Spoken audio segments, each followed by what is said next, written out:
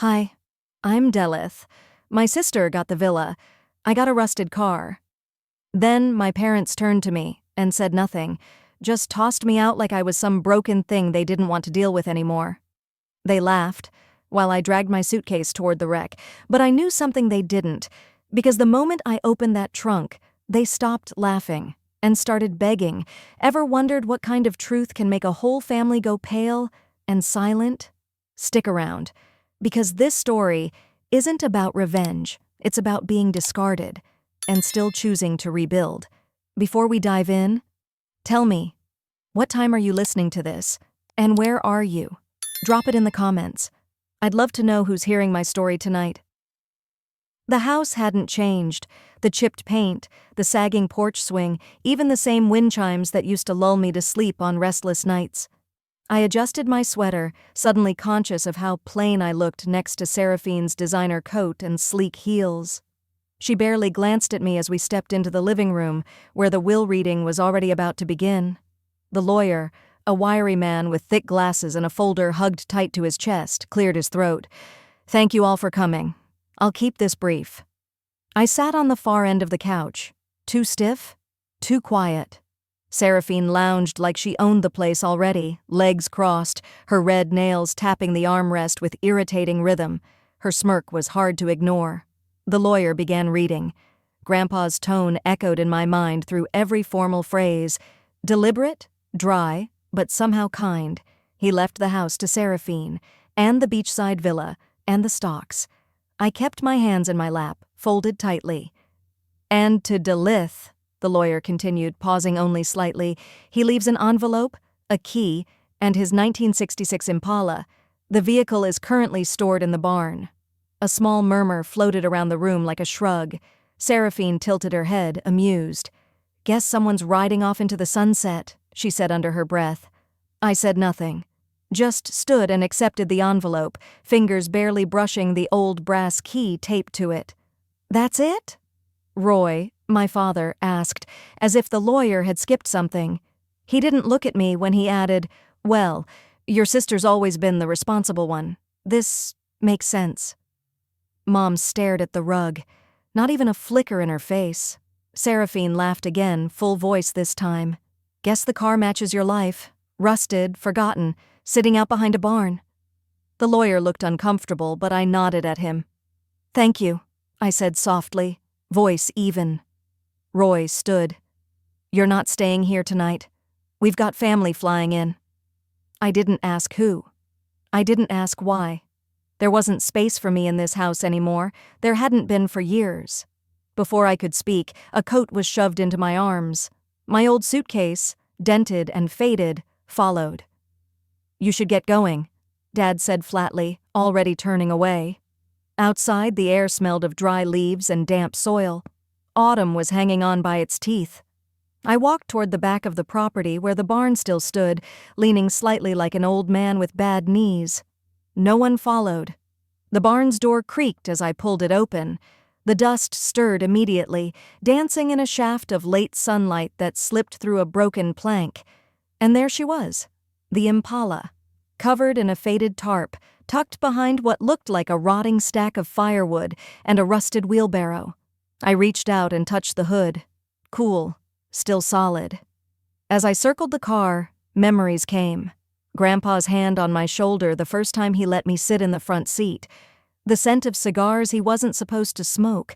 Late-night rides just to get out of the house, our little escape. I slipped the key into the driver's door.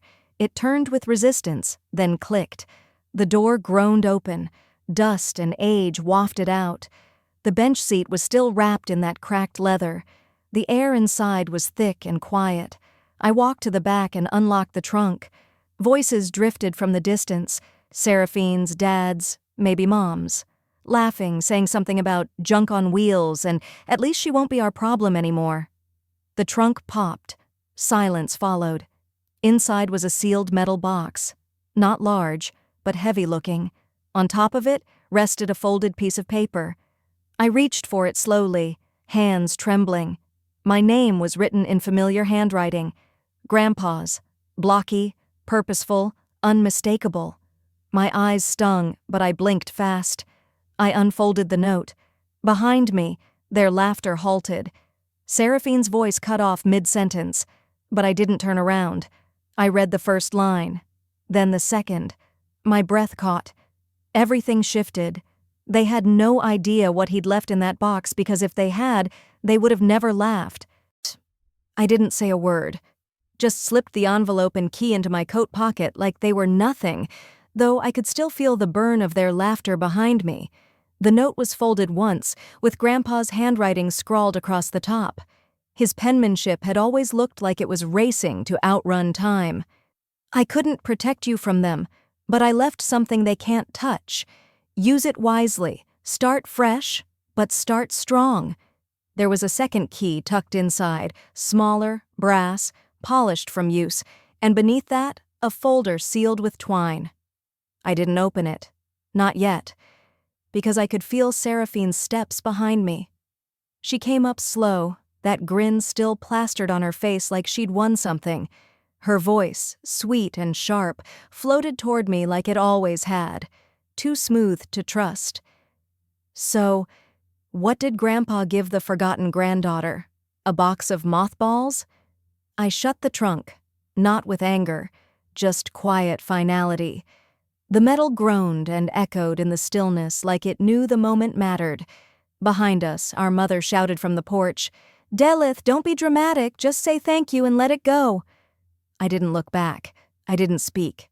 I just turned, walked toward the car door, and slid inside. It started on the second try. The engine rattled like it hadn't been touched since the Clinton years, but it lived. Seraphine laughed again, light, mocking. "Guess it fits you, rusted and stubborn." I backed the car up without meeting anyone's eye.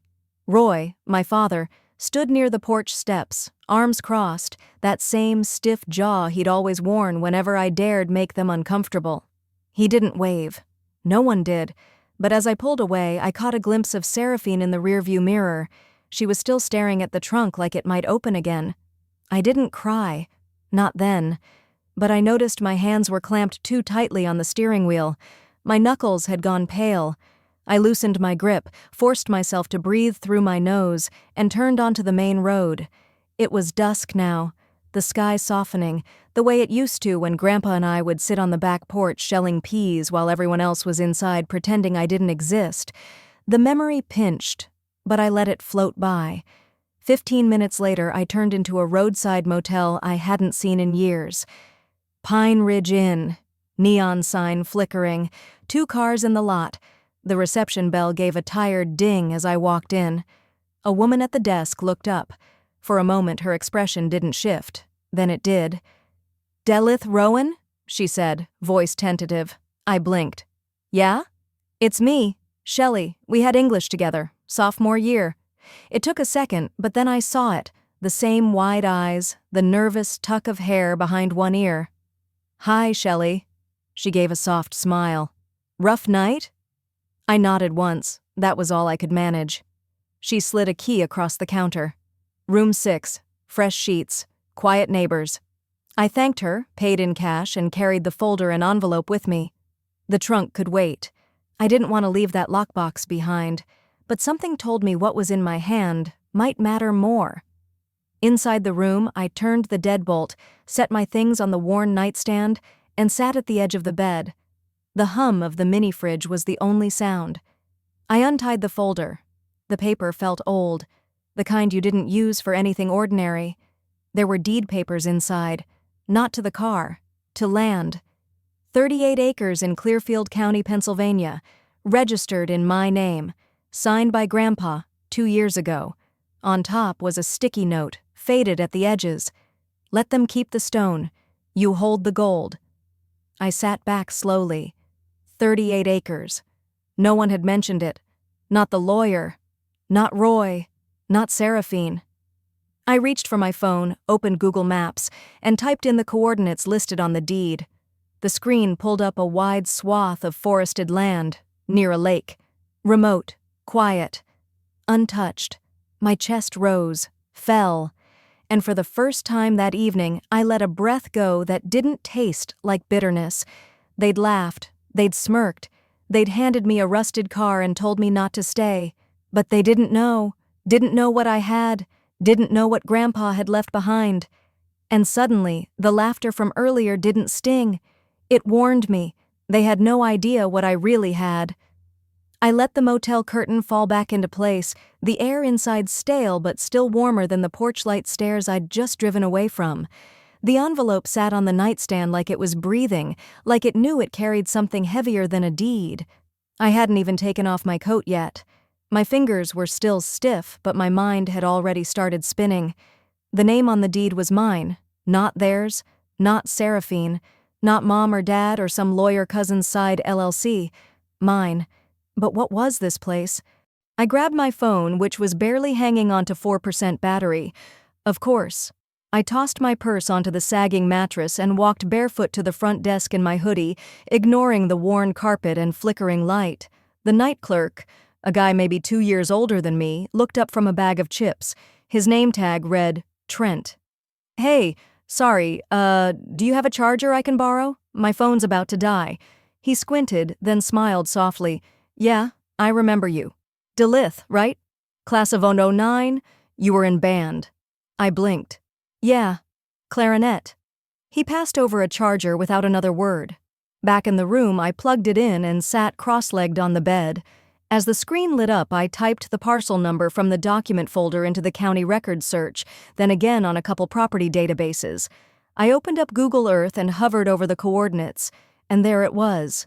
Not just woods, a swath of hilly terrain, dense, untouched, and sitting directly on top of what Pennsylvania's 2016 rezoning reports had once listed as proposed conservation land.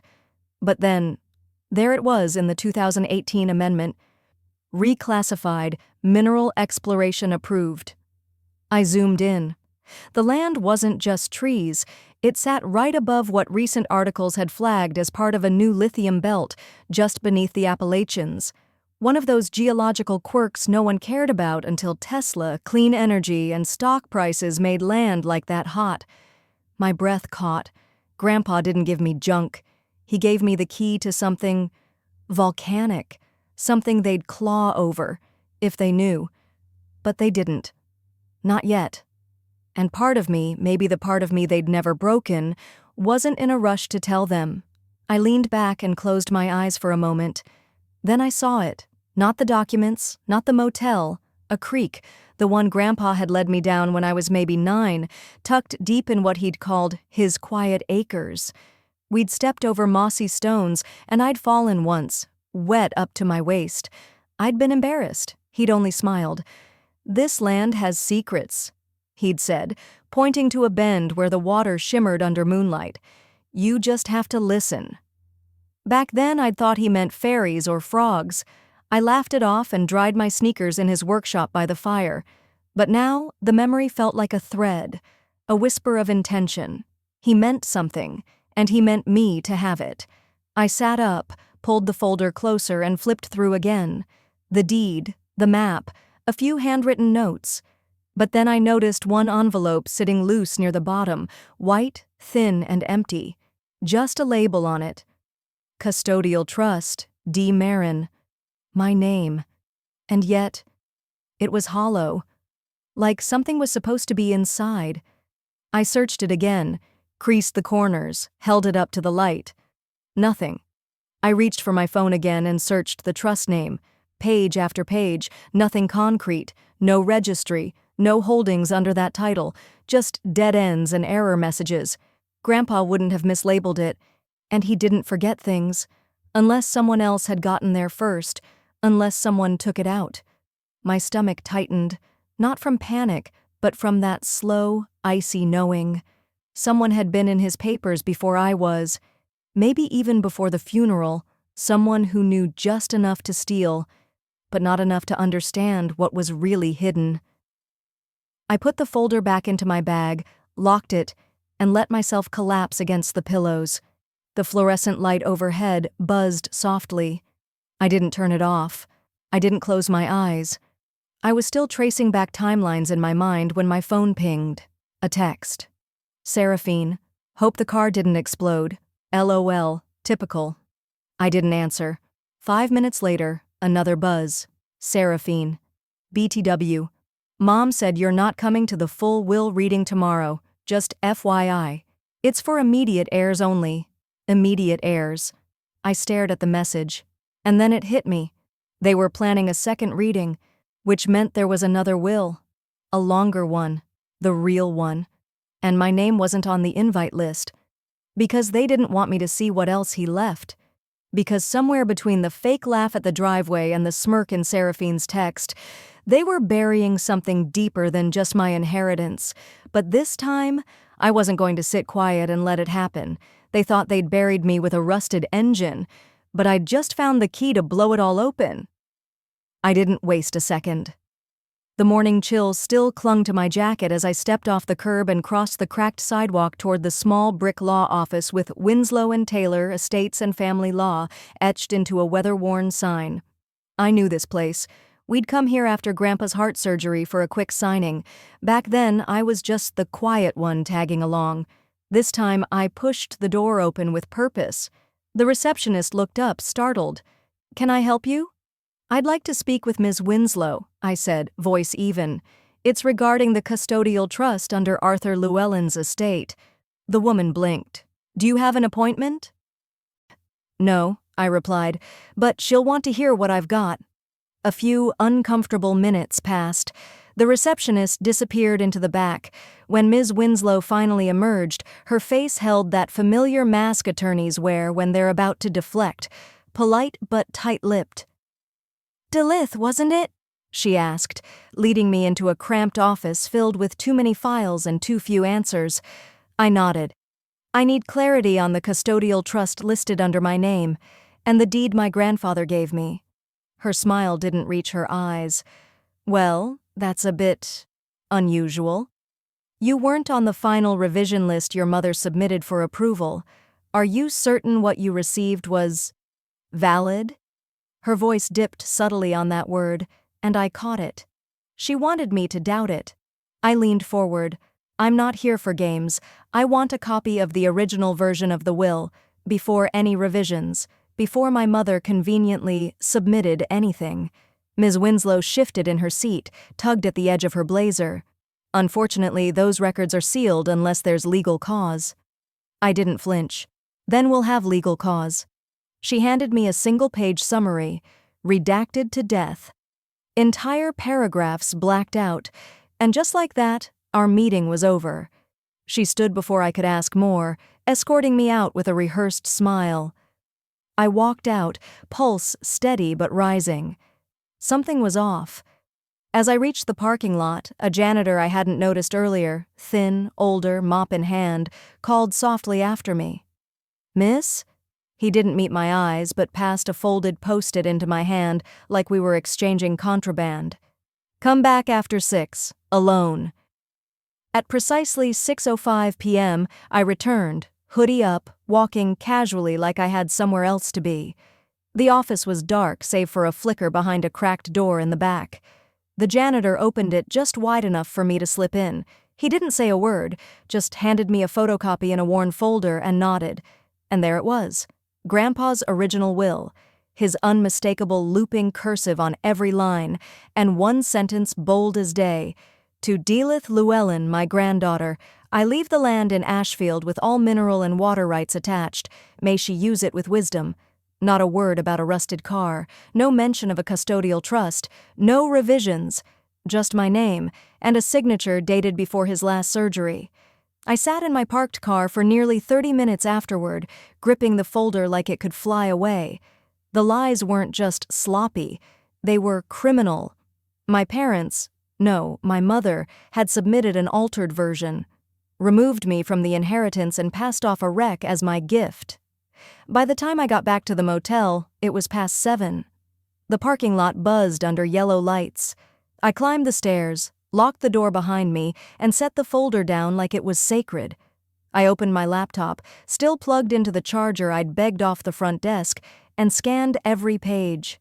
Then uploaded it to cloud storage, 3 different accounts, emailed a copy to myself, and one to an old college friend who worked in family law, just in case. Only then did I notice something scribbled in Grandpa's handwriting on the corner of the last page. "You'll know what to do when the vultures come." I didn't sleep that night. I couldn't. I lay awake staring at the ceiling, fingers laced over my stomach like I was bracing for something big. And I was. I started scribbling notes. Names, timelines, everything I remembered from the last few weeks. Conversations, gaps, lies. Somewhere in that mess was the strategy I'd need.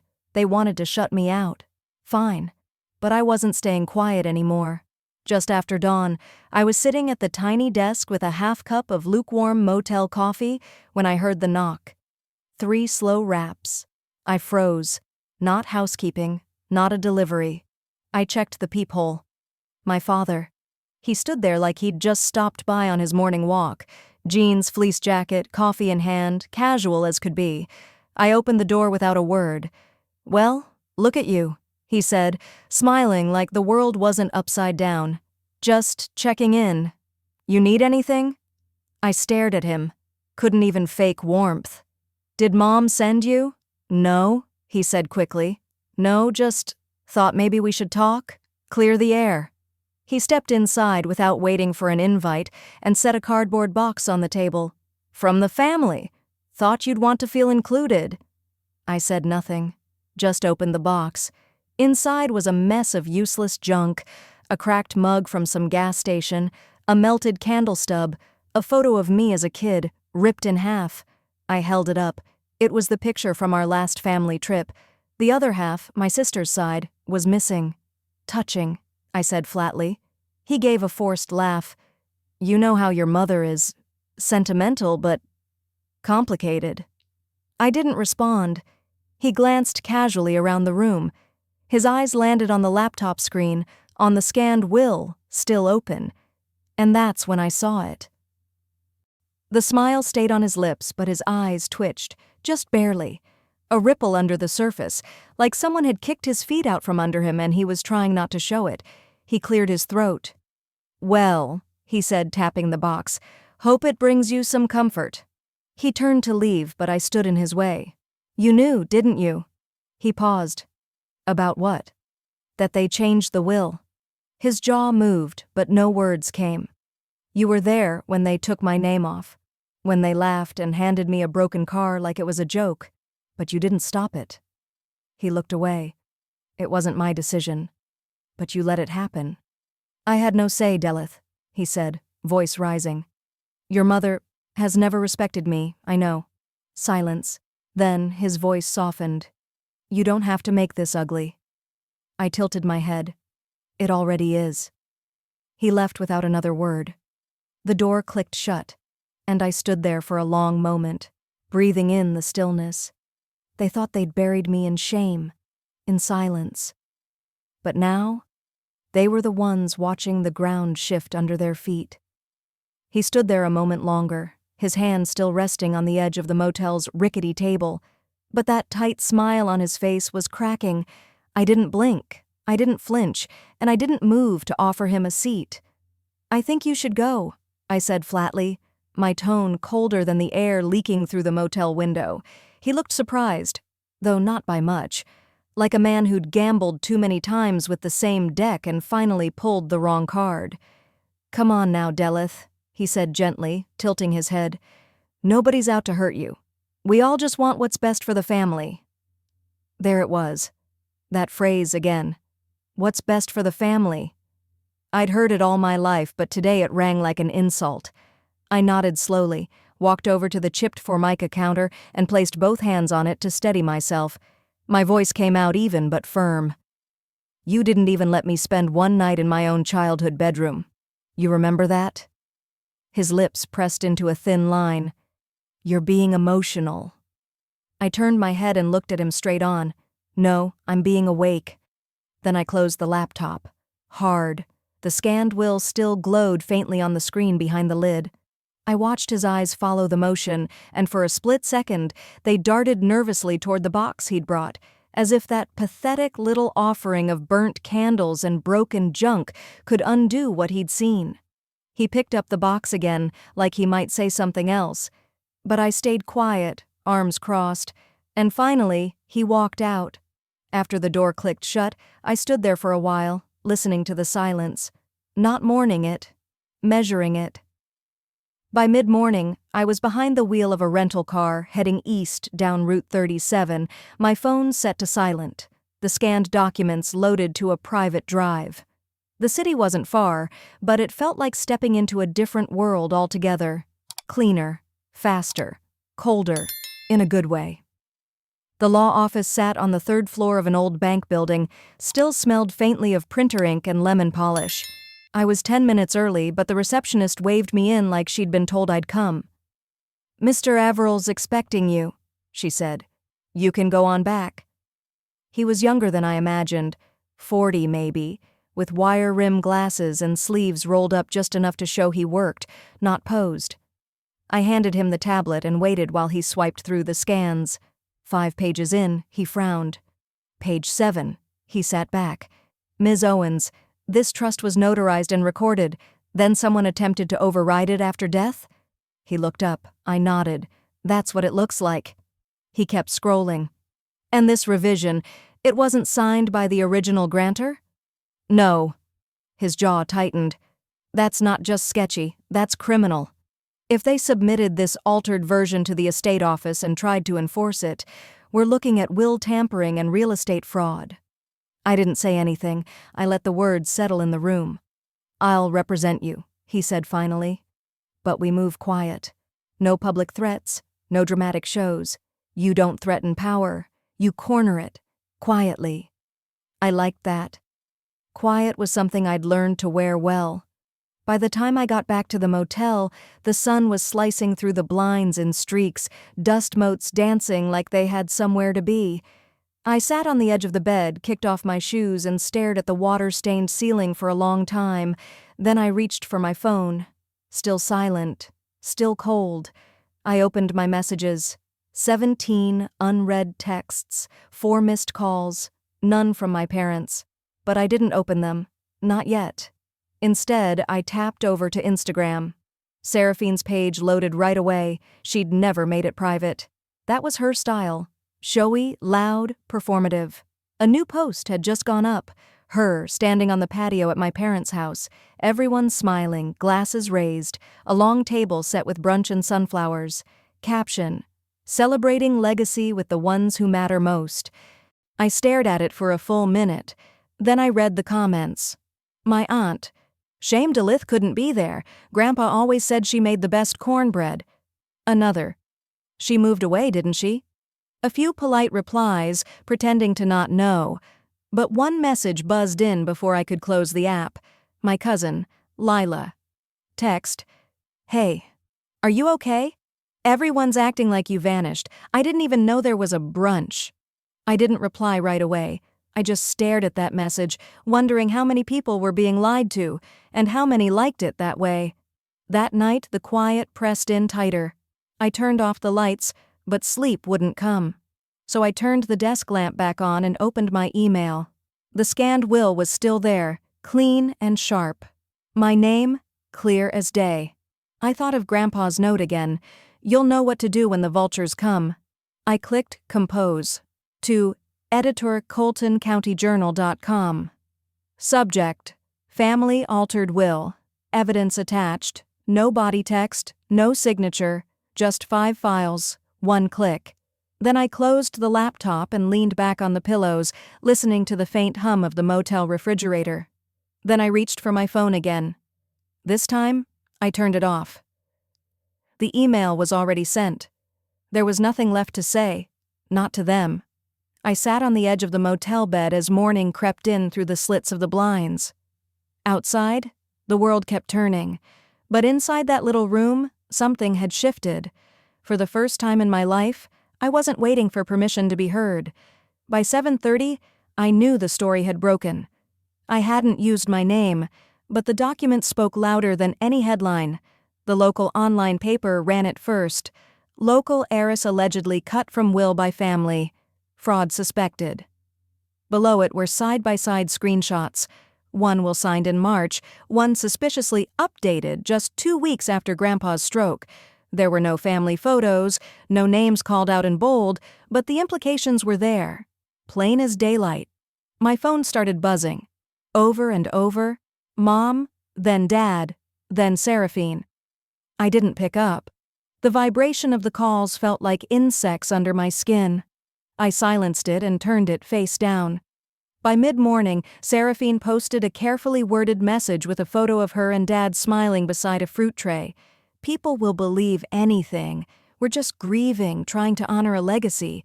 Please respect our privacy. But the comment section didn't follow suit. Someone wrote, "You mean the land y'all stole?" Another, "That's the girl from the car lot. She was driving the truck Grandpa gave her. Guess we know why now." A few came to her defense, but even more questioned it. I watched, breath steady, as the silence I'd kept for years finally started talking for me. Just after lunch, I got an email from my attorney, Samuel Wyatt. Subject line, "Update. Legal action initiated." He'd moved quickly, faster than I expected. The cease and desist letters had gone out early that morning, one to the estate attorney handling Grandpa's trust, and one directly to Seraphine. He'd also filed an emergency motion to freeze all real estate transactions tied to Grandpa's will, citing suspected fraud and requesting a full review hearing. And then came the part that made me sit up straight. One of the courthouse clerks didn't blind copy the notification email. He wrote, "Your name is now publicly attached to the motion. Expect some noise." I didn't have to wait long. By the time the sun started dipping low, the ripple had become a wave. Seraphine's silence was broken when someone posted a screenshot of the docket, showing Delith Harper, Vera's the Harper estate. There it was, in black and white, and I knew the panic had started. I needed air. The motel room felt smaller than usual, so I tossed on a hoodie, pulled my cap low, and walked the 4 blocks to the corner cafe. Not my usual haunt, but far enough to avoid familiarity, and close enough that I didn't have to think. Inside, the line was short, just 2 folks ahead of me. As I was waiting for my sandwich, a woman with reading glasses and a kind, weathered face stepped up beside me at the counter. I recognized her, barely. She used to run the front desk at the library when I was in middle school.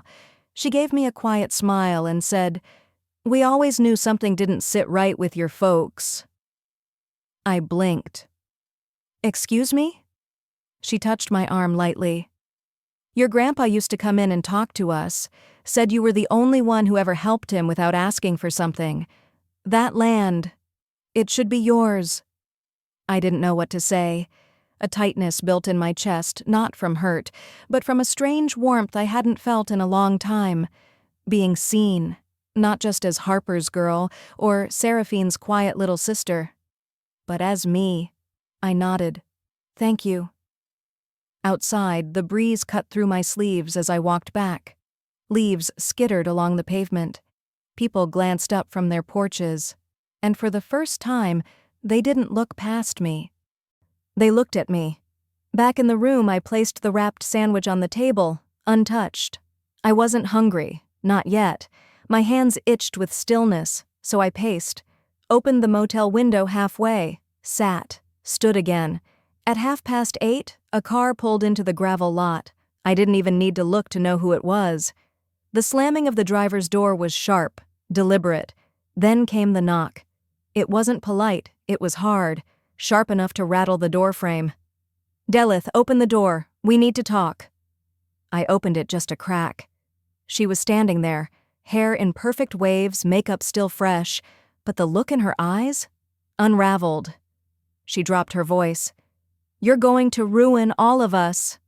I held her gaze through the small opening. "No," I said. "You did that all by yourself." She stepped forward, but I didn't budge. I met her tone with one even colder. "I kept quiet while you took credit. Money, land, and even my name. I'm done."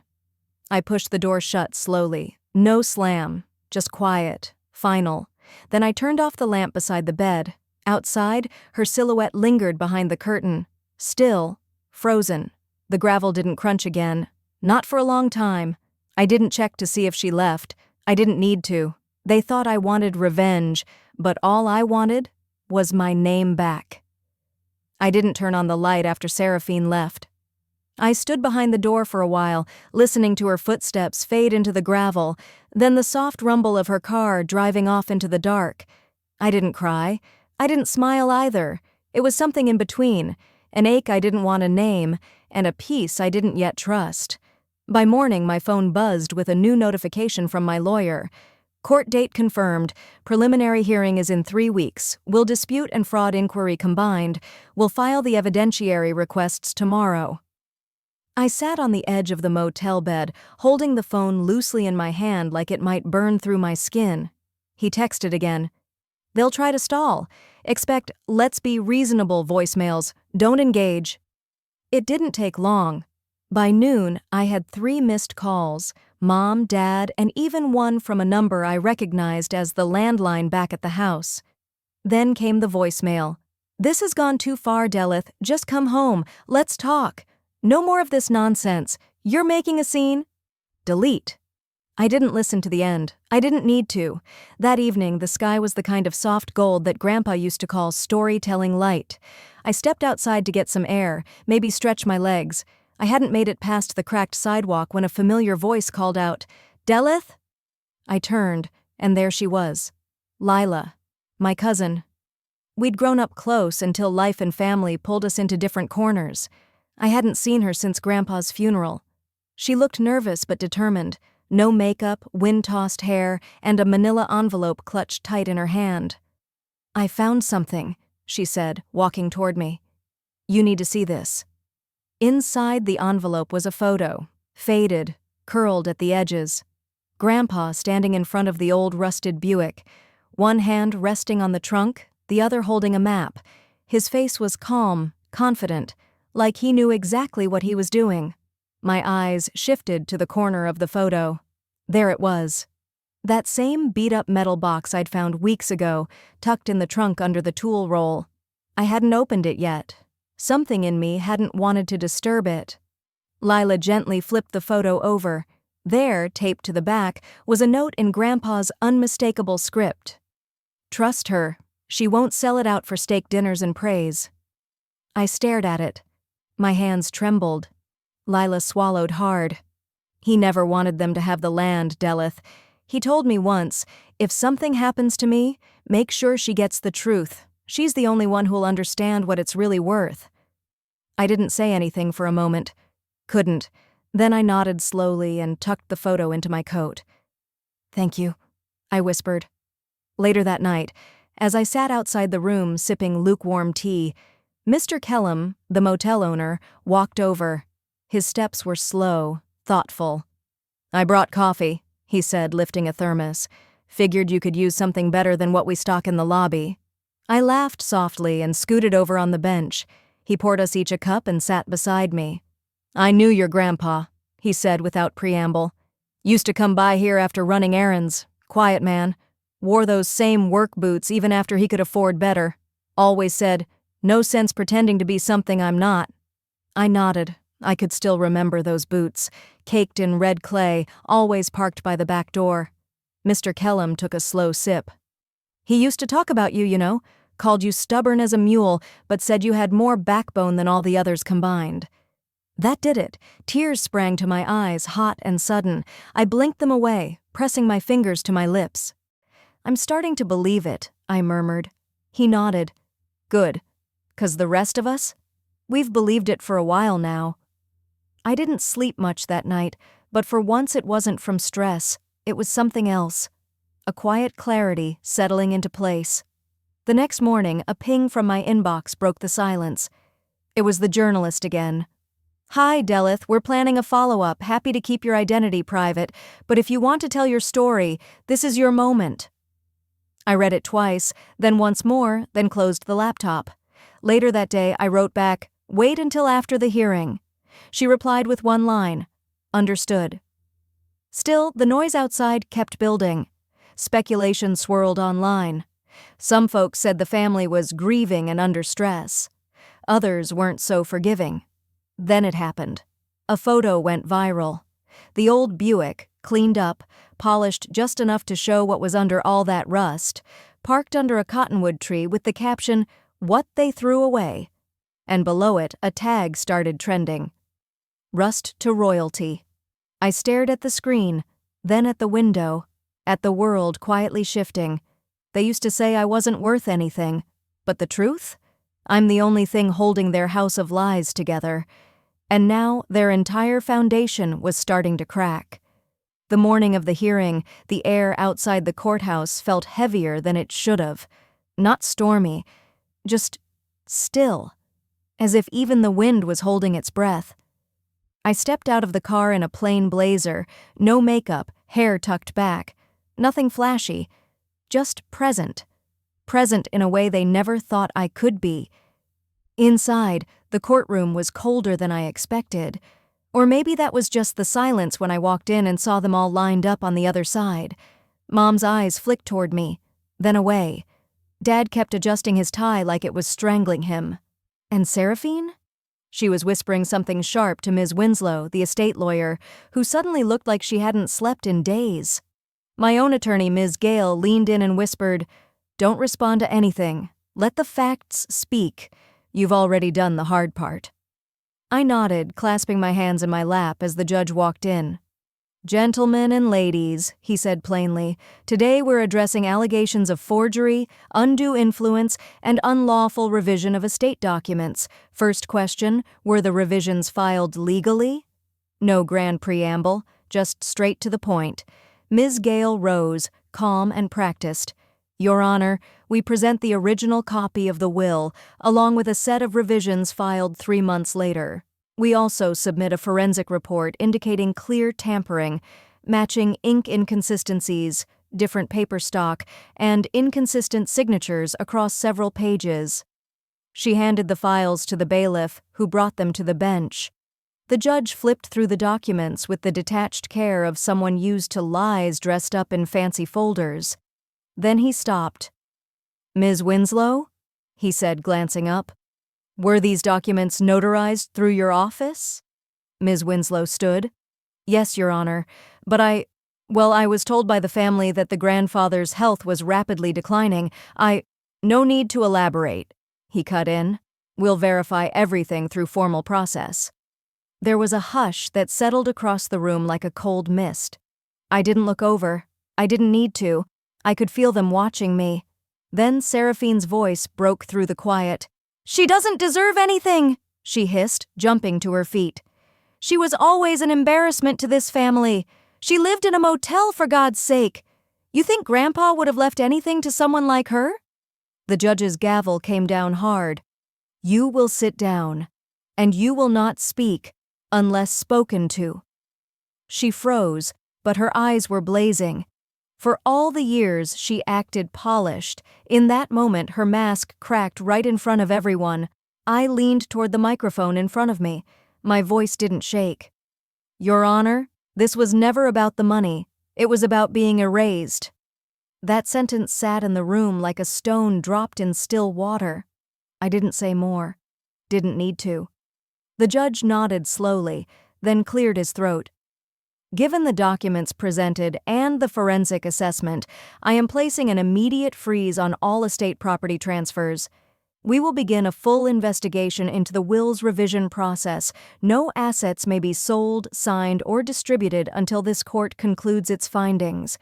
I exhaled through my nose. Not a win. Not yet. But it was enough. The judge looked directly at me. "Ms. DeLith, thank you for coming forward. Integrity isn't always comfortable, but it matters." Ms. Gale leaned close. "That was the best we could have hoped for today. You did good." As the room emptied out, Mom walked right past me. She didn't say a word. Neither did Dad. Seraphine kept her head high, but I noticed her grip her coat tighter, like she was suddenly aware of the eyes on her. Outside, the late afternoon sun had warmed the sidewalk, but the mood was anything but bright. Reporters hovered near the steps, waiting. The moment my family came out, the cameras turned their way. "Ms. Seraphine, any comment on the forgery claims? Do you deny revising the will? Why was Ms. DeLith left out of the new documents?" They didn't answer, just rushed to their car like they were being chased. Doors slammed, engine roared, and just like that, they were gone.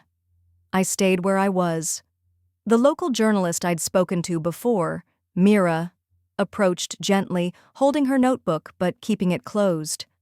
"You holding up okay?" she asked. "I'm all right," I replied. She waited, but I didn't offer more, until I did. "My grandfather believed in me when no one else did," I said quietly. "I just followed his lead." Mira smiled. "That's going to stay with people." I nodded. "Let it." Behind us, the courthouse doors clanked shut, echoing across the lot. It felt final. Not the end of the road, but the closing of one chapter I never asked for. The one where I kept silent, kept out, kept small. I walked down the steps slowly, not in a rush to get anywhere, and maybe for the first time in years I wasn't looking over my shoulder to see who disapproved. I didn't win a fortune, but I got something they'll never have again: the truth on my side. 2 weeks passed, quietly, without spectacle. I spent most of those days tending to the land behind the house, what was left of it, pulling weeds around the fence line, letting my hands get dirty, letting the ache in my back remind me I was still here. Then the envelope came. It didn't look like much, just a beige, square, court seal in the corner, my name in soft type. But I held it for a moment before opening it, as if somehow Grandpa's hand had folded it shut from the other side. I sat on the front steps, barefoot in the dirt, and slid my finger beneath the flap. Reinstatement. That was the word. Every line after that was just confirmation. The land was mine. The rusted car. The little patch of orchard near the back fence. Grandpa's full estate, his original will, fully restored. The court's investigation into the revised documents was ongoing, with particular scrutiny on Ms. Winslow. They'd already found evidence of backdated notary stamps and coerced witness signatures. I wasn't surprised, but seeing it written made something loosen in my chest. I folded the letter and rested it on my knee. Wind brushed past me, dry, warm, familiar. I looked out at the sloped field where the grass grew high and wild, and whispered into the air like it could carry my voice down through the roots, down to where he was. "I'll take care of it, Grandpa, just like you knew I would." That night, I fell asleep with the window open, let the scent of dust and honeysuckle slip in. I didn't dream of courtrooms or signatures, just fence posts, freshly nailed, and the sound of gravel under tires, his truck, steady and slow, pulling in one last time. The next morning, the phone rang. I didn't recognize the number, but I knew the voice the second it came through. "Delith," my father said, soft like he'd forgotten how to speak my name. I didn't answer, just waited. "We made mistakes," he said after a breath. There was a time when that would have cracked something open in me, when I would have jumped at that sentence like a drowning girl to a rope, but not now. "No," I said. "You made a choice." He went quiet again, then asked, "Is there any chance you'd ever come back?" I looked out the window. The sky was clear.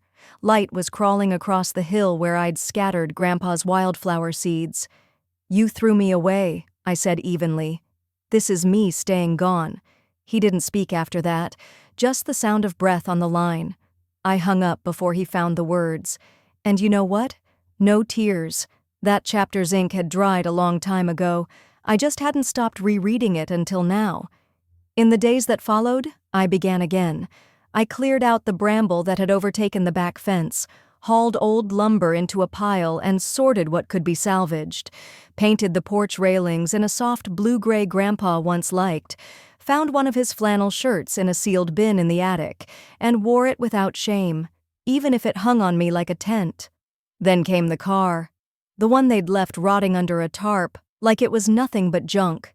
I scrubbed every inch, took hours just to get the dust off the windshield. I didn't fix the engine, it didn't need to run. That wasn't the point. I just wanted it clean, wanted it whole, a monument to what they thought was worthless, a reminder, not everything broken needs to be discarded. Inside the trunk, I placed something small, a leather-bound journal I found tucked behind the bookshelf, Grandpa's handwriting careful and slanted, notes about the land, letters never sent, and one page addressed to me, dated just weeks before he passed. If you're reading this, then I know you fought for this place. You always saw what others refused to. That's the kind of sight money can't buy. Keep going.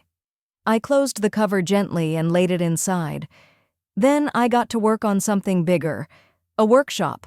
Not a fancy building, just a long wooden shed behind the house, converted and cleaned up. I set up some benches, brought in donated tools, and sent word through the community center and school boards. A place for teens who felt out of place, cast aside, invisible. Just like I'd been. We called it worth something. That was all it needed to say. And they came. Not in crowds, but one by one.